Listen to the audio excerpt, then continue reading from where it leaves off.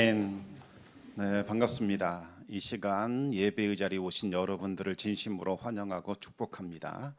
우리 청담교회는 은혜가 샘솟는 교회, 부흥이 시작되는 교회입니다. 우리 하나님의 위로와 평강이 여러분과 또 여러분의 가정에 함께 하시기 바랍니다. 자동차는 좋은 차량을 구입하는 것도 중요하지만 관리가 더욱더 중요합니다. 아무리 좋은 차를 구입한다 했을지라도 잘 관리하지 않으면 좋은 성능을 유지할 수 없지요. 기름만 넣어준다고 해서 자동차가 굴러가는 것은 아닐 겁니다.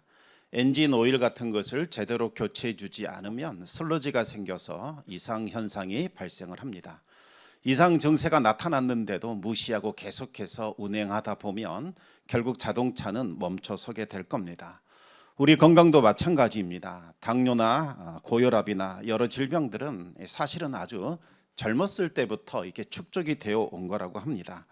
젊었을 때 차곡차곡 쌓인 것이 10년, 20년 후에 나타나는 거라고 하지요. 젊었을 때 정상으로 나왔다 할지라도 안심하지 말라는 겁니다. 그것이 20년 후에도 아무 문제 없다 보증해 주는 것이 아니라고 합니다. 혈관에 콜레스테롤이 조금씩 쌓이는데 이 절반까지 막혀도 정상 수치가 나온다고 하지요. 심근경색도 발생하지 않습니다. 그러다가 이제 절반 이상이 넘어가게 되면 그때부터 증상이 나타납니다. 이 정도가 될 때까지 벌써 5년, 10년의 세월이 흘렀던 겁니다. 그때까지는 정상으로 나온다는 거지요. 따라서 건강할 때 조절하고 습관을 좋게 하고 또 수면도 잘 취하라고 이야기를 합니다. 우리의 영적인 건강도 여러분 마찬가지입니다. 우리는 매일 우리의 영적 상태를 점검해야 합니다. 그렇지 않으면 우리도 모르는 사이에 큰 문제가 발생하게 됩니다. 예수님을 믿고 영접할 때 우리는 하나님의 자녀가 되죠. 하나님의 도우심과 하나님의 보호하심과 하나님의 인도하심을 받는 하나님 백성이 됩니다.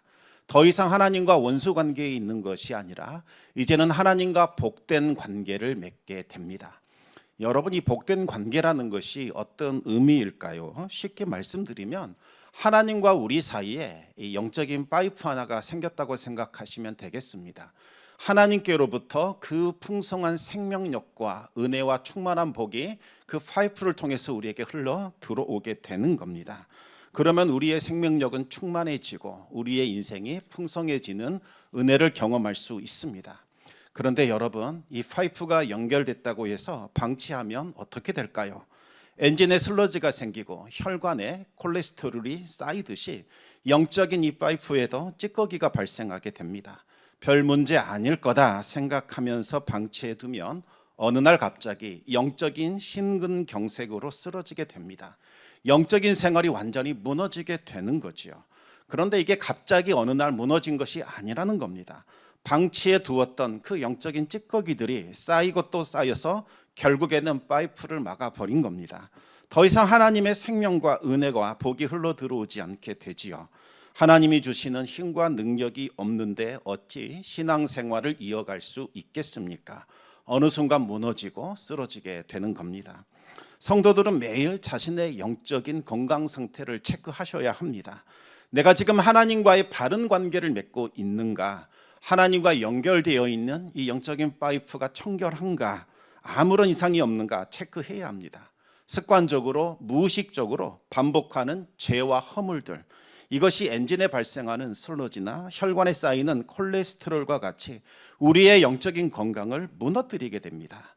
매일 자기 자신을 돌아보면서 자신도 모르게 쌓이는 죄와 허물들을 우리는 제거해야 합니다. 구약시대에는 죄와 허물이 발견이 되면 즉시 희생제물을 가지고서 성전에 가게 됩니다. 그러면 제사장들이 이 희생제물이 흠이 있는가 없는가 체크하고 이제 무방하다, 흠이 없다라고 판정이 되면 이제 제사 절차가 진행이 됩니다. 두 손을 어린 양의 머리 위에 안수하고 자신의 죄를 고백하게 되지요. 그러면 자신이 저질렀던 모든 죄와 허물은 바로 이 어린 양에게 전가가 되는 겁니다. 이 어린 양이 모든 죄와 허물을 다 뒤집어 쓰게 되지요. 그러면 흠없던 이 어린 양은 순식간에 죄덩어리, 저주덩어리로 변하게 됩니다. 이제는 칼을 들어 이 어린 양을 죽입니다. 원래는 내가 죽어야 하는데 이 어린 양이 나의 죄와 허물을 뒤집어 썼기 때문에 나를 대신하여 이 어린 양이 죽는 겁니다. 어린 양이 대신 죽음으로써 제사를 드리는 이 사람은 죄의 형벌인 사망에서부터 벗어나게 됩니다. 하지만 여전히 죄와 허물은 남아 있지요. 이것을 피로 씻어야 합니다. 레위기 17장 11절 말씀을 우리 같이 한번 읽어보겠습니다. 육체의 생명은 피에 있음이라. 내가 이 피를 너희에게 주어 제단에 뿌려 너희의 생명을 위하여 속죄하게 하였나니 생명이 피에 있으므로 피가 죄를 속하느니라. 아멘.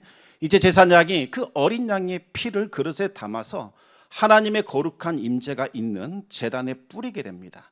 제단에 그 피가 뿌려질 때에 모든 죄와 허물은 깨끗하게 사라지게 됩니다.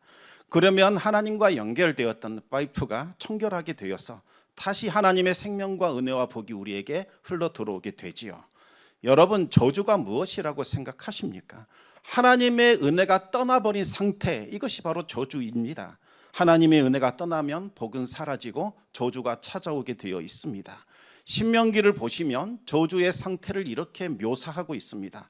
많은 씨를, 많은 종자들을 들에 뿌렸습니다. 이제 좀 자라나나 싶었더니 메뚜기 떼가 날아와서 다 먹어 치웁니다. 이것이 바로 저주라는 거지요. 포도원을 심고 가꾸었습니다. 그랬더니 어느 날 벌레가 먹어서 포도 열매도 거두지 못하고 포도주도 마실 수 없게 됩니다. 이것이 저주라는 겁니다. 올리브 나무 열매가 다 떨어져서 올리브 기름을 수확할 수 없는 겁니다. 자녀를 낳았습니다. 기껏 잘 길러놨더니 대적들이 쳐들어와서 우리 자녀들을 포로로 잡아가 버립니다. 거주하고 있는 이방인들이 점점 높아져서 뛰어나게 됐는데 정작 주민들은 점점 낮아지게 됩니다. 이방인들이 오히려 주인들에게 돈을 꾸어주고 빌려줍니다. 하지만 주민들은 이방인들에게 꾸어줄 돈이 없는 상태가 됩니다. 이방인들이 머리가 되고 주민들이 꼬리가 되는 상태, 이것을 저주의 상태로 표현을 했습니다. 신명기 28장 우리 45절 말씀을 같이 한번 읽어보겠습니다. 내가 내 하나님 여호와의 말씀을 청종하지 아니하고 내게 명령하신 그의 명령과 규례를 지키지 아니하므로 이 모든 저주가 내게 와서 너를 따르고 내게 이르러 마침내 너를 멸하리니. 모세가 말합니다. 이 모든 일들이 일어나게 될 거다. 그럴 때 너희들은 저주가 임했다는 것을 생각해라. 하나님을 떠난 결과로 하나님의 은혜가 사라질 때에 이와 같은 저주가 임할 것이요 결국 너희들을 멸하게 할 것이다. 그렇게 말했습니다. 그러면 어떻게 해야 우리가 이 저주의 상태에서 벗어날 수 있을까요? 어떻게 해야 하나님과의 이 복된 관계를 계속해서 유지할 수 있을까요? 바로 하나님과 연결된 파이프에 찌꺼기가 끼지 않도록 관리하면 됩니다. 언제나 청결한 상태로 유지해야 합니다. 이것을 가리켜서 거룩이라고 부르는 거지요. 하나님이 거룩하시니 우리 성도들도 마땅히 거룩해야 합니다. 하나님은 죄가 없으신 분입니다. 따라서 하나님의 자녀된 성도들도 죄를 멀리해야 하며 부정하지 않도록 자신을 지켜야 합니다. 만약 죄와 허물로 인하여 부정해졌다면 빨리 예수 그리스도의 보혈로 죄를 씻어내야 합니다. 죄를 고백하고 회개함으로써 청결하게 만들어야 합니다. 구약 시대에는 말씀드린 것처럼 죄와 허물이 발견되면 희생점을 가지고 성전에 들어가서 희생 제사를 드렸습니다. 그런데 이 구약의 희생 제물이라는 것은 한계가 있었지요. 영원토록 죄와 허물을 씻어내 주지는 못했습니다. 그래서 죄를 범할 때마다 희생 제사를 반복해서 드려야만 했습니다. 왜냐하면 이 구약의 희생 제물은 하나님이 보내실 진정한 어린 양의 그림자였기 때문이지요. 하나님은 온 인류의 죄를 속하실 수 있는 참된 어린 양을 보내주셨습니다. 바로 그분이 예수 그리스도이십니다. 예수님은 하나님이 보내신 하나님의 어린 양입니다. 예수님은 십자가를 통하여 단번에 희생 제사를 드리셨습니다. 이후로는 죄와 허물을 씻기 위해 또다시 희생 제사 드릴 필요가 없게 됩니다. 예수님을 믿는 성도들은 무죄 선언을 받게 되지요. 그러나 여러분 이 말 오해하지 않기를 바랍니다. 예수님의 십자가 보혈로 죄 씻음 받았으니 이제는 죄를 지어도 무방하구나, 이렇게 착각하지 말라는 겁니다. 구원받은 성도라 할지라도 죄를 저지르게 되면 부정해집니다. 찌꺼기가 생기죠. 거룩함을 잃어버립니다. 죄를 지어도 무방하거나 아무 영향 없는 것이 결코 아니라는 겁니다. 이럴 때 성도는 자신이 지은 죄를 자백하고 예수 그리스도의 보혈로 씻어내야 합니다. 우리 함께 요한 1서 1장 9절 말씀을 같이 읽어보겠습니다. 만일 우리가 우리 죄를 자백하면 그는 미쁘시고 의로우사 우리 죄를 사하시며 우리를 모든 불의에서 깨끗하게 하실 것이요. 아멘. 우리는 구약시대처럼 죄를 씻고자 희생제물 드릴 필요는 없습니다. 왜냐하면 예수님의 십자가 보혈은 영원하도록 온전하고 효력이 있기 때문이죠. 하나님께 우리의 죄를 자백하게 되면 예수 그리스도의 피가 우리를 깨끗하게 만들어 주십니다. 그런데 여러분, 죄를 자백하는 것으로 끝나면 되겠습니까? 안 됩니다. 또다시 죄를 짓고 부정해지기 때문이죠. 그러면 또다시 예수 그리스도의 이름으로 죄를 회개하고 자백하게 됩니다. 그리고 나서 또 죄를 짓게 됩니다. 이와 같은 악순환이 계속해서 일어나게 되지요. 그러면 마귀의 정죄에 그냥 넘어가게 됩니다. 맨날 회개하면 뭐하니? 똑같은 죄를 또다시 저지를 텐데 너는 지긋지긋하지도 않느냐? 하나님도 너를 지겨워하실 거다. 그러면 죄 용서받지 못할 것이다. 마귀가 계속해서 이런 말을 하면 진짜처럼 느껴집니다. 더 이상 죄를 고백해도 용서 못 받을 것 같습니다. 그렇게 되면 죄 용서와 죄 사함의 고백이 사라지게 되지요. 마귀의 정죄에 빠져들지 않으려면 적극적으로 거룩한 삶을 사셔야 합니다. 거룩한 삶을 살려면 거룩한 성도들과 함께 믿음의 교제 안으로 들어오셔야 합니다. 우리 요한일서 1장 7절 말씀을 계속해서 또 읽어보겠습니다. 그가 빛 가운데 계신 것 같이 우리도 빛 가운데 행하면 우리가 서로 사귐이 있고 그 아들 예수의 피가 우리를 모든 죄에서 깨끗하게 하실 것이요. 아멘. 사도 바울도 디모데에게 주님을 따르는 자들과 교제하라 그렇게 권면을 했습니다. 디모데후서 2장 22절 또 읽어보겠습니다. 또한 너는 청년의 정욕을 피하고 주를 깨끗한 마음으로 부르는 자들과 함께 의와 믿음과 사랑과 화평을 따르라. 아멘. 여러분이 청년의 정욕이란 말을 오해하시면 안 됩니다. 청년들에게 하시는 말이구나. 이 청년의 정욕을 이기라는 말이구나. 그게 아니라 우리 안에서 불타오르는 강력한 정욕, 이것을 청년의 정욕이라고 부른 겁니다. 여러분, 정욕은 나이 들어도 절대로 쇠하지 않습니다. 80 먹으면 정욕이 없어질까요? 아닙니다. 청년 시절과 똑같이 불타오릅니다. 죄의 욕구라는 것은 나이가 많으나 적으나 아주 강력합니다. 그래서 청년의 정욕이라고 부르는 거지요. 죄에 대한 욕구, 강력한 정욕은 우리의 거룩한 삶을 방해합니다. 그런데 얼마나 강력한지 이겨낼 수 있는 사람이 없습니다. 나는 이겨낼 수 있다. 맞닥뜨리게 되면 반드시 실패할 수밖에 없습니다. 디모데에게 뭐라고 권면했습니까? 피하라. 피하는 게 상책이다. 이렇게 말을 하고 있습니다. 어떻게 피해야 할까요? 바로 믿음의 교제 안으로 들어가라는 겁니다.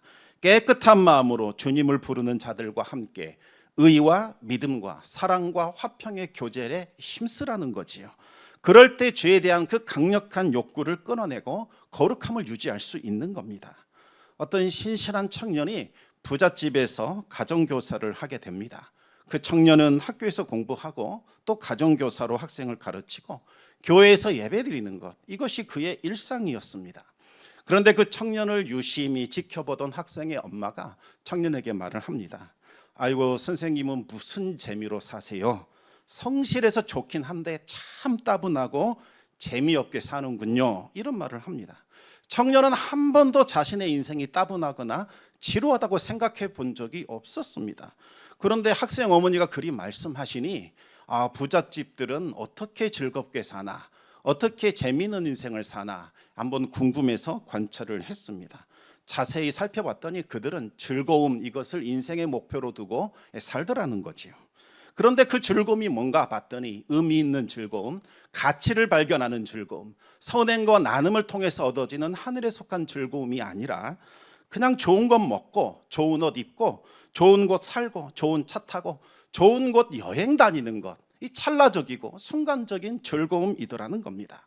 영원한 가치와 의미를 추구하는 것이 아니라 순간적인 쾌락과 유흥과 여흥을 즐기며 살더라는 거지요.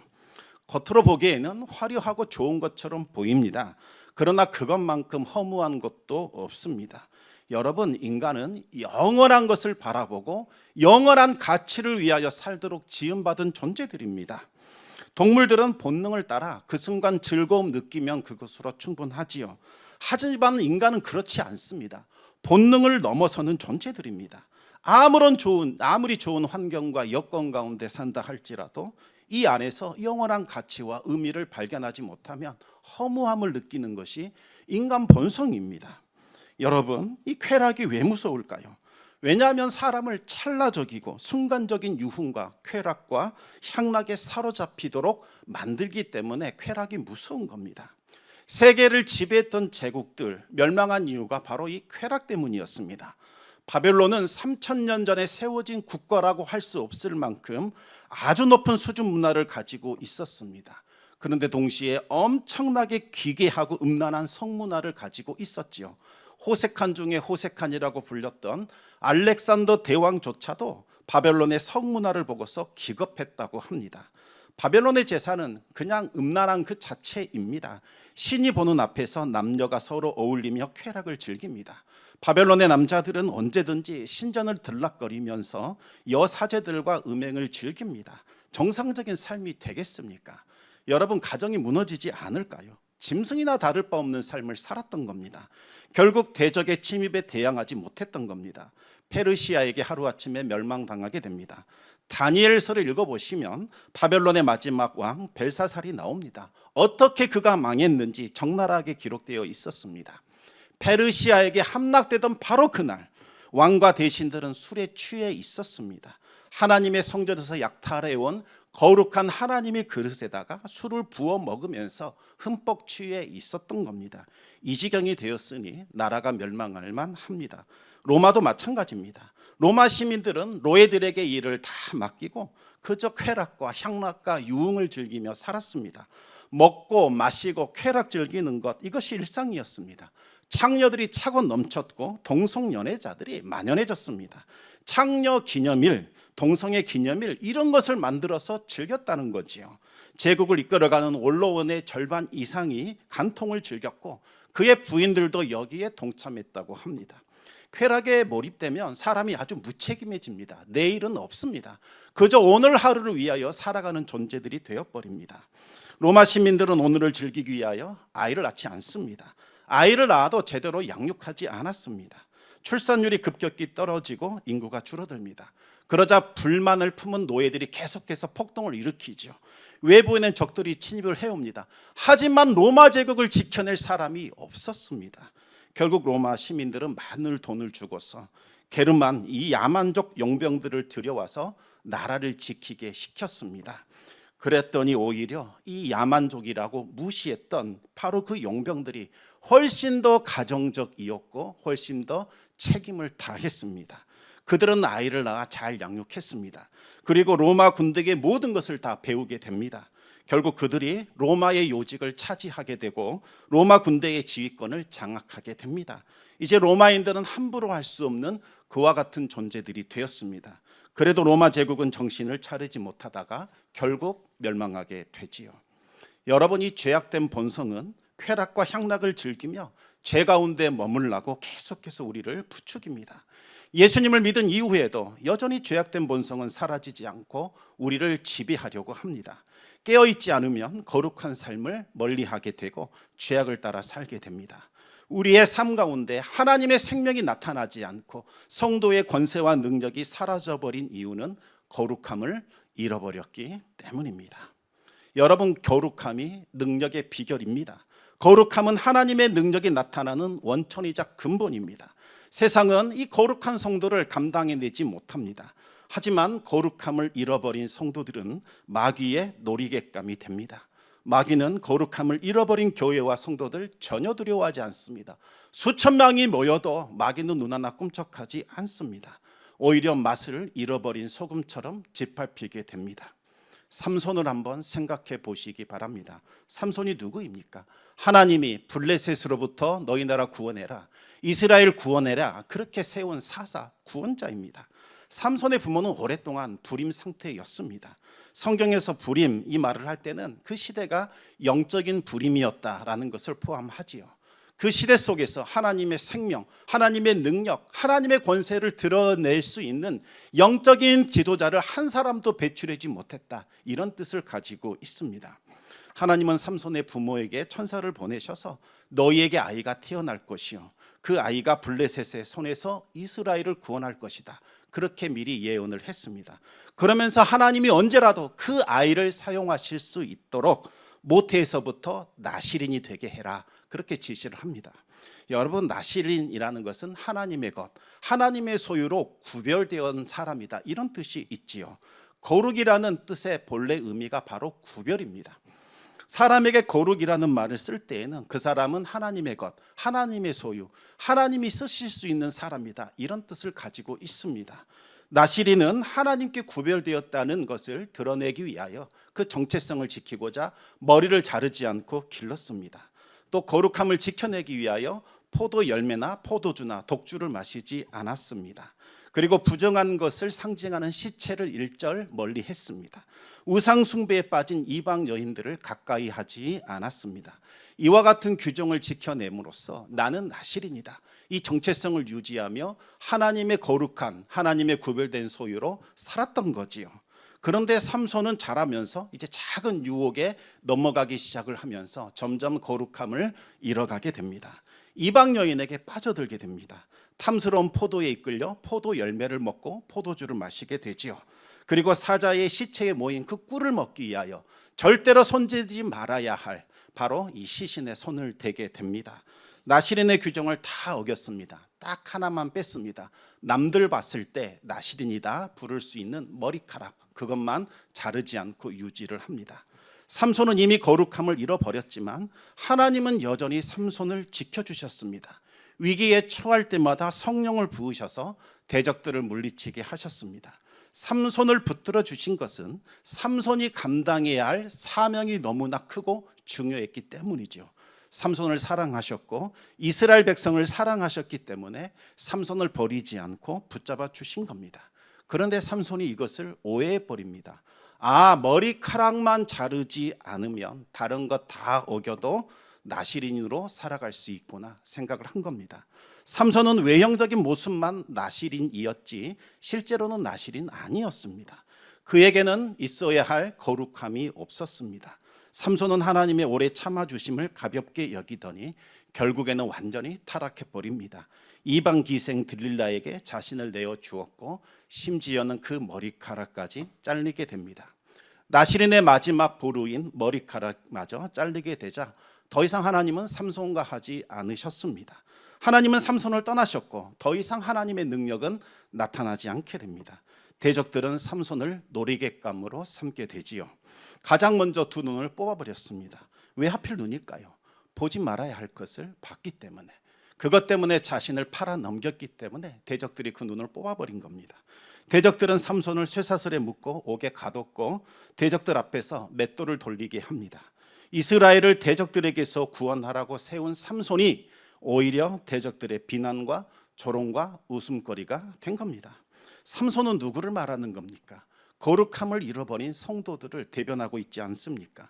경건의 모양은 있는데 경건의 능력은 없습니다. 결국 말기에게 사로잡혀 비난과 조롱과 웃음거리가 되는 거지요. 삼손은 그제야 정신을 차리게 됩니다. 두 눈이 뽑힌 후에야 비로소 헛된 것을 보지 않게 됩니다. 삼손은 성령과 함께하지 않으면 얼마나 비참한 존재가 되는지를 실감하게 됩니다. 두 눈을 잃어버린 삼손은 지나온 삶을 돌이켜 봤습니다. 그제야 보이지 않던 하나님이 서서히 보이기 시작을 합니다. 삼손은 자신이 저질렀던 모든 죄악과 잘못들을 철저히 회개하게 되지요. 그러자 하나님은 삼손에게 다시 한번 은혜를 베풀어 주십니다. 사사기 16장 22절을 보시면 그의 머리털이 밀린 후에 다시 자라기 시작하니라. 이와 같은 말씀을 통하여 하나님의 은혜가 삼손과 함께하고 있다는 것을 표현합니다. 여러분, 머리털이 한번 밀린 후에는 다시 자라는 것이 정상이고 당연한 일일 겁니다. 그런데 이 말씀은 그런 의미가 아닙니다. 이것은 나실인 규정을 말하고 있는 겁니다. 나실인이 규례를 어겨서 부정하게 되면 그가 했던 나실인 서약은 무효가 되는 거지요. 그럴 때는 일정 기간을 기다렸다가 머리카락을 다 밀어버리고 다시 하나님 앞에 새롭게 서약을 하게 됩니다. 삼손이 나실인 규정을 이미 어겼기 때문에 그의 서약은 무효가 된 지 오래되었습니다. 그러면 삼손은 스스로 머리카락을 다 밀고 새롭게 새 마음으로 다시 서약을 했어야만 했습니다. 하지만 삼손의 심령이 얼마나 무뎠던지 거룩함이 잃어버렸다라는 사실조차 몰랐습니다. 하나님과의 교제가 끊어졌는데도 머리카락이 잘리지 않았으니 하나님이 나와 함께 한다고 착각을 했던 거지요. 이것은 무엇을 의미할까요? 거룩함을 잃어버린 성도들을 상징합니다. 이미 말씀 읽지 않은 지 오래됐습니다. 성경을 펼쳐들어도 은혜가 되지 않아요. 기도의 자리 떠난 지 상당히 오래되었습니다. 기도하려고 앉았더니 기도 자체가 되지 않습니다. 기도의 줄도 다 끊어진 겁니다. 하나님과의 교제가 사라졌습니다. 거룩함을 잃어버린 지 오래되었습니다. 그런데 교회에 내가 출입하고 있으니 하나님은 여전히 나와 함께 한다. 나는 하나님 앞에 거룩한 존재다. 그렇게 착각을 하는 겁니다. 부정하게 된 삼손은 마땅히 머리카락을 밀고 새롭게 나실인 서약을 했어야만 했습니다. 그런데 그렇게 하지 않자 하나님이 대적들의 손을 통해서 그의 머리카락을 밀어버리셨습니다. 비참한 상황이 되자 그제야 삼손은 자신의 모습이 어떤지를 깨닫게 됩니다. 하나님의 능력이 떠났다는 것을 알게 됩니다. 뒤늦은 후회를 하게 됩니다. 그런데 하나님은 정말 은혜가 풍성하신 분이십니다. 삼손의 회개를 다시 받아주십니다. 그리고 그에게 은혜를 베풀어 주셨습니다. 다시 머리카락이 자라게 하셨고 그의 나실인 서약을 받아주십니다. 삼손은 죽기 전에 기도합니다. 하나님, 저에게 주신 사명 이거 이루고 죽고 싶습니다. 이대로 하나님 앞에 설 수가 없네요. 그 사명을 이룰 수 있도록 도와주십시오. 하나님께서 그 기도를 들으십니다. 삼손이 사명 붙들고 블레셋 사람들과 함께 죽기를 원합니다. 부르짖었을 때에 하나님은 그에게 성령을 부어 주셨습니다. 삼손은 두 기둥을 밀어 건물을 무너뜨렸고 대적들을 물리쳤습니다. 이때 죽은 숫자가 지금까지 삼손이 죽였던 모든 숫자들보다 훨씬 더 많았다. 성경이 그렇게 기록하고 있습니다. 거룩함을 회복하자 하늘에 속한 능력과 권세가 삼손에게 임하게 되었고 마지막 그가 자신의 그 생애를 사명을 이루는데 사용할 수 있게 되었습니다. 성도 여러분, 여러분의 인생은 어떻습니까? 혹시 변화가 필요하십니까? 지금 이대로는 안 되겠다. 지금 이대로 계속되었다가는 큰일 나겠다. 혹시 이런 생각 갖고 계십니까? 하나님의 권능과 기적이 나타나야 할 때다. 혹시 그런 마음 갖고 계십니까?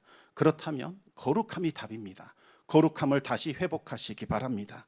히브리서 12장 14절 말씀 우리 마지막으로 같이 한번 읽어보겠습니다.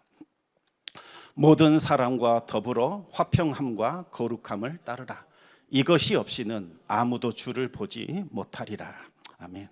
거룩함을 잃어버린 심령, 하나님이 거하지 않습니다.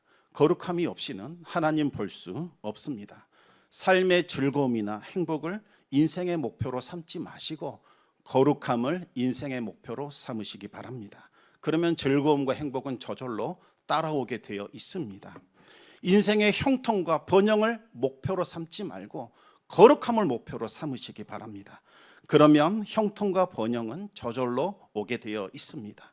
하나님을 중심에 두고 하나님의 거룩하심과 같이 거룩하기를 힘쓰면 모든 것들이 저절로 채워지게 되는 거지요.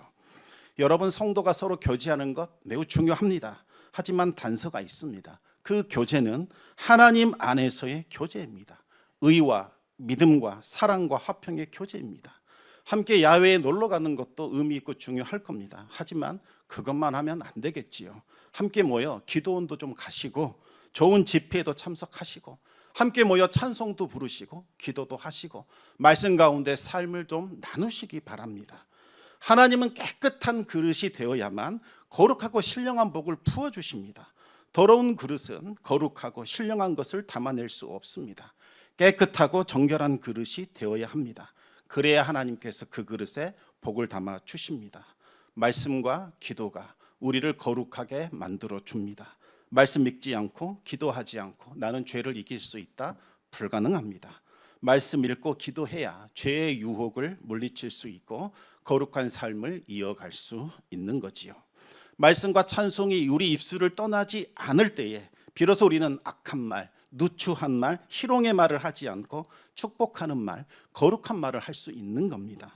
하나님의 말씀과 찬송이 우리의 머리를 완전히 사로잡고 있어야 악한 생각, 음란한 생각, 더러운 생각을 버리고 우리가 거룩하게 살아갈 수 있는 겁니다. 성도 여러분, 거룩함이 능력이요, 거룩함이 핵심 비결입니다. 거룩함을 통해서 하나님과 더 깊은 교제 안으로 들어가시기 바랍니다.